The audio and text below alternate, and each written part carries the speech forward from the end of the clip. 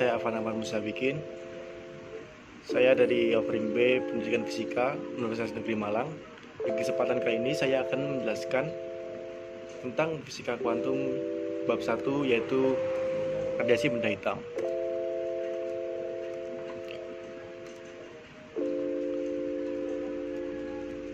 Radiasi benda hitam adalah objek yang menyerap seluruh radiasi elektromagnetik yang jatuh kepadanya.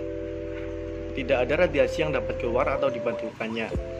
Namun, dalam fisika klasik, secara teori, benda hitam haruslah juga memancarkan seluruh panjang gelombang energi yang mungkin, karena hanya dari sinilah energi benda itu dapat diukur.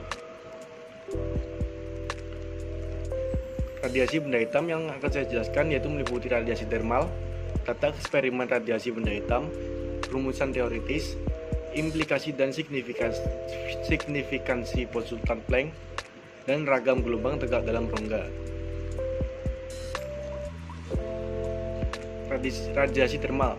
Radiasi thermal adalah radiasi atau sinaran gelombang elektromagnet yang dipancarkan oleh suatu benda akibat temperaturnya. Radiasi thermal pada umumnya terbentuk dalam bentuk spektrum, artinya terdiri atas sederetan gelombang dengan berbagai frekuensi atau panjang gelombang. Pada umumnya, detail spektrum radiasi thermal bergantung pada temperatur dan bahan penyusun benda. Kemudian ada data eksperimen radiasi benda hitam, yaitu distribusi radiasi spektral atau spectral radiance distribution. Yang kedua ada hukum pergeseran Wien. Lalu ada hukum Stefan Boltzmann. Pada distribusi radiansi spektral, yang dimaksud dengan radiansi adalah banyaknya energi yang dipancarkan tiap satu satuan luas permukaan benda tiap satu satuan waktu. Karena energi persatuan waktu dinamai daya, maka radiansi dapat pula dikatakan sebagai daya pancar persatuan luas. Keterangan spektral pada ungkapan distribusi radians spektral dimaksud untuk menjelaskan bahwa distribusi radians tersebut dirumuskan untuk mendeskripsikan radiansi yang disumbangkan oleh masing-masing komponen spektrum.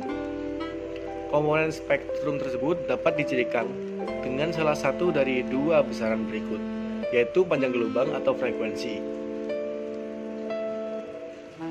Lalu hukum pergeseran Wien. Hukum pergeseran Wien dijelaskan bahwa setiap temperatur tertentu selalu terdapat komponen spektrum yang radiansinya paling besar. Semakin tinggi temperatur benda, semakin tinggi pula frekuensi komponen spektrum yang radiansinya paling besar. Jika frekuensi komponen spektrum dengan radiansi tersebut itu dilambangkan dengan Vmax, maka didapatkan hubungan bahwa Vmax alpha T atau Vmax sama dengan A kali T, dengan A suatu tetapan yang nilainya sebesar 5,87 kali 10 pangkat 10 K-1 kali S-1. Rumusan tersebut merupakan bentuk lain dari rumusan lambda max kali T sama dengan 2,988 kali 10 pangkat min 3 MK yang pertama kali ditemukan secara empiris oleh Wien. Kata pergeseran mengacu pada kenyataan bahwa jika temperatur berubah naik turun, maka nilai Vmax akan bergeser naik turun pula. Hukum Stefan Boltzmann, yaitu energi thermal yang dipancarkan per satuan waktu oleh setiap satuan luas permukaan benda hitam yang bertemperatur T dilambangkan dengan RT. Ditemukan secara empiris oleh Stefan dan dirumuskan sebagai RT sama dengan Do kali T pangkat 4. Dengan Do sama dengan 5,67 kali 10 pangkat min 8 W kali M min 2 kali K min 4 yang disebut tetapan Stefan Boltzmann. Persamaan di atas dikenal sebagai hukum Stefan Boltzmann. Lalu ada rumusan teoritis.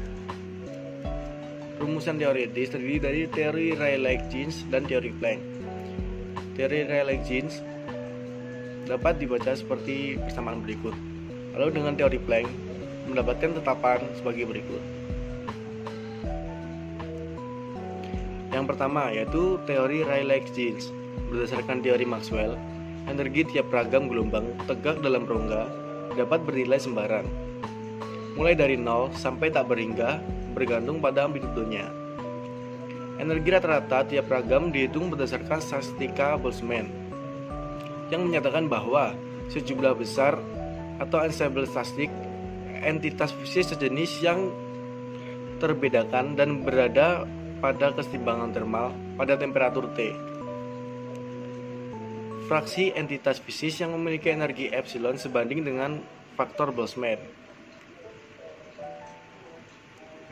Berdasarkan statistika Boltzmann dan mengingat bahwa energi tiap ragam bernilai sembarang atau bergantung pada amplitudenya, maka energi rata tiap ragam sebesar persamaan berikut. Dengan P epsilon menyatakan fungsi distribusi Boltzmann karena D per dt kali E pangkat delta per kbt sama dengan epsilon per kbt kuadrat kali E pangkat delta per kbt, maka epsilon E pangkat delta per kbt sama dengan kbt kuadrat kali D per dt kali E pangkat delta per kbt. Dengan demikian, persamaan dapat ditulis sebagai epsilon sama dengan kbt kuadrat kali D per dt integral 0 hingga tak hingga E pangkat min delta per kbt d epsilon per integral 0 sampai tak hingga E pangkat delta per kbt d epsilon. Karena integral 0 sampai tak hingga E pangkat min delta per kbt d epsilon sama dengan kb kali t, maka persamaan tersebut dapat diubah menjadi epsilon sama dengan kb t kuadrat d per dt kali kb kali t per kb kali t sama dengan kb kuadrat kali t kuadrat per kb kali t, lalu mendapatkan hasil yaitu kb kali t. Berdasarkan persamaan rho T V dV per N kali V per V kali epsilon dV dan kenyataan bahwa teori Rayleigh-Jeans cocok untuk frekuensi rendah, maka energi rata-rata tiap ragam harus bergantung pada frekuensi. Tegasnya, pada frekuensi tinggi bernilai 0 dan pada frekuensi rendah bernilai kBT. Planck mengajukan hipotesis bahwa energi tiap ragam tidaklah berupa sembarang nilai dari 0 sampai tak hingga, melainkan harus merupakan salah satu dari sederetan nilai diskret yang terpisah seragam dengan interval delta epsilon. Jadi energi tiap ragam haruslah salah satu dari 0 delta epsilon, 2 delta epsilon, 3 delta epsilon hingga n delta epsilon dengan nilai n sebesar 1, 2, 3 dan seterusnya.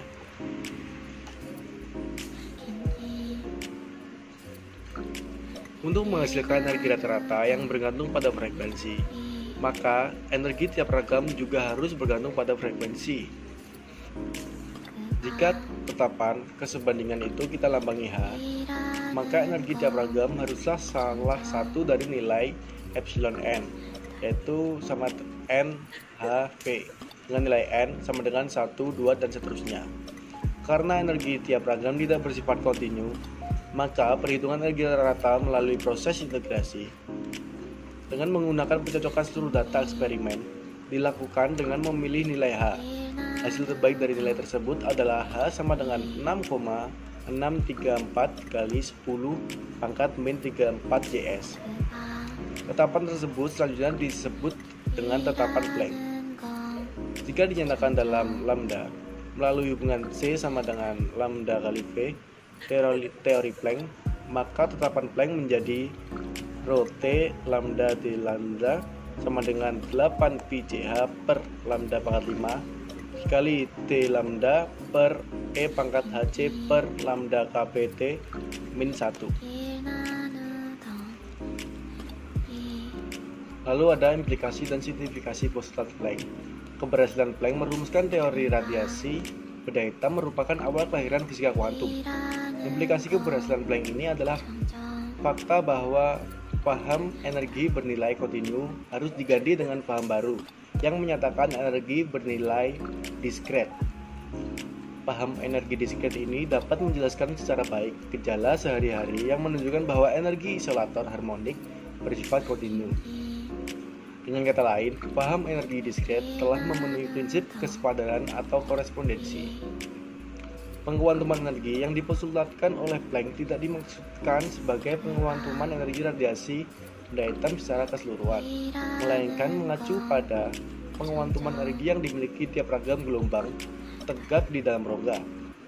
Para fisikawan sepakat untuk memperluas keberlakuan postulat tersebut hingga menjangkau semua entitas fisik yang berperilaku sebagai osilator. Yang terakhir ada ragam gelombang tegak dalam rongga. Berdasarkan teori Planck, ragam gelombang tegak yang berfrekuensi hanya dapat memiliki energi yang memenuhi hubungan epsilon n sama dengan NV, dengan nilai n yaitu bilangan asli atau 1, 2, 3 dan seterusnya, dan V adalah frekuensi gelombang dan H adalah tetapan Planck. Sekian penjelasan dari saya mengenai bab 1 yaitu radiasi benda hitam. Kalau ada kurang dan lebihnya mohon maaf, dan terima kasih sudah menonton. Bye.